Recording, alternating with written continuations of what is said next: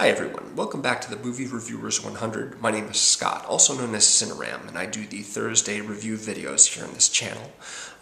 We are focusing this week on the actress Winona Ryder, who I was first aware of in the film Lucas with Corey Haim, Charlie Sheen, and Kerry Green. And then she went on to do Mermaids with Cher and Christina Ricci, and then starred in a few Tim Burton films. Then became an acclaimed actress in dramas such as The Age of Innocence and Girl Interrupted, of course. Like some of the guys said in the previous videos, she had this legal problem when she was arrested for shoplifting thousands of dollars worth of merchandise, apparently researching for a role. After that, she sort of took it kind of low-key and didn't really take any sort of leading lady parts for a while. In 2006, she appeared in a Richard Linklater film called A Scanner Darkly, which is adapted from a piece of fiction by Philip K. Dick. Philip K. Dick, of course, his writings have been the basis of films like Blade Runner, Total Recall, Minority Report, and most recently The Adjustment Bureau with Matt Damon and Emily Blunt. A Scanner Darkly is different from those movies in a lot of ways.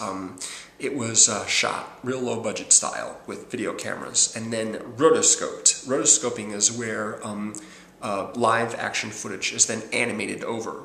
And Linklater, who's done a lot of low-budget and larger-budget studio films over the years, has used this process before in a film of his called Waking Life, which came out in 2001. The story of A Scanner Darkly is you have an undercover cop in the near future who is investigating the source of a drug on the streets called Substance D, highly addictive drug. You use it one time and you're hooked, basically. That causes a lot of problems with brain cognitive function over prolonged use. Keanu Reeves, his character's name is Rob Archer, and he basically is in the course of his job has been living in a decrepit house that he used to live in with his wife and daughters before they left, and is keeping company with some rather low-life people, including Woody Harrelson and Robert Downey Jr. and Rory Cochrane. They're all sort of substance D addicts of varying degrees of severity. In the process, he's also got his girlfriend Donna, who's played by Winona Ryder, she has been supplying him. So he has been trying to purchase larger and larger quantities of substance D in the hopes that she will not be able to provide them personally, and will need to refer him to someone who she gets her stuff from. And, that's what he's trying to do, work his way up the chain. But he's also become hooked on substance D, which means he gets confused about stuff pretty easily, and he's not, exactly sure what the best course of action is in any given situation, because he has to sort of, he's trying to differentiate between what's really happening and what his brain is simply telling him is happening.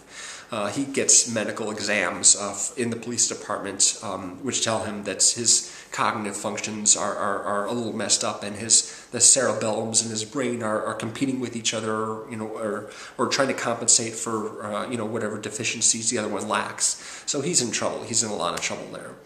Now the rotoscoping is really great for this movie. It's visually really interesting because you can clearly recognize the actors, but they're animated. They're just they're drawings basically, taken over live footage. But what's great about this is that they can animate anything they want to apart from the actors. They can put any kind of background behind them. If they're driving a car, they can animate the background. They don't have to put them in front of a green screen even. They can just blank the background and animate over it.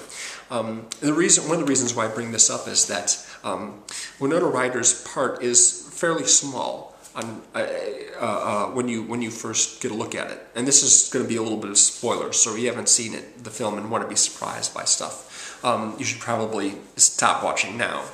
The reason why Winona Ryder's her character is more significant than at first glance is because she, for a large portion of the movie, she's actually in disguise.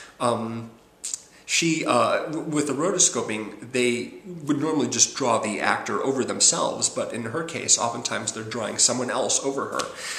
That's the disguise, basically. So that's pretty interesting. And as far as the Philip K. Dick adaptations go, it's probably one of the more faithful ones. So I've read. I haven't really read a lot of his stuff, but you know, I've seen all these films, and there are major changes made to each of them, not the least of which is the title for the most part, but they turn them into action movies and stop the bomb thrillers and what have you. Whereas Philip K. Dick really didn't do all that. He was more interested in sci-fi concepts or situational concepts than he was in, you know, the mechanics of a thriller, which is what most of his movies turn out to be.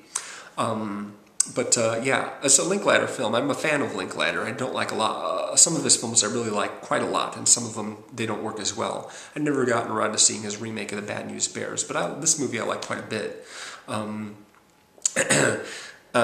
Yeah, decent movie overall. Downey's really funny. You know, he's really the sort of the bad apple in the bunch. He's someone who isn't trustworthy in the slightest.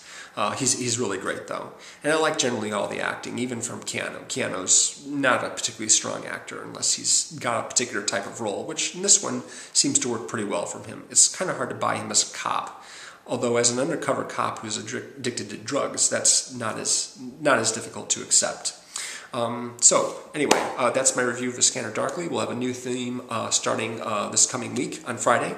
We hope you tune in for that. And the previous reviews on Winona Ryder include Beetlejuice and Girl Interrupted, if I remember correctly. Good. So, thanks very much for watching. We'll see you next time. Bye.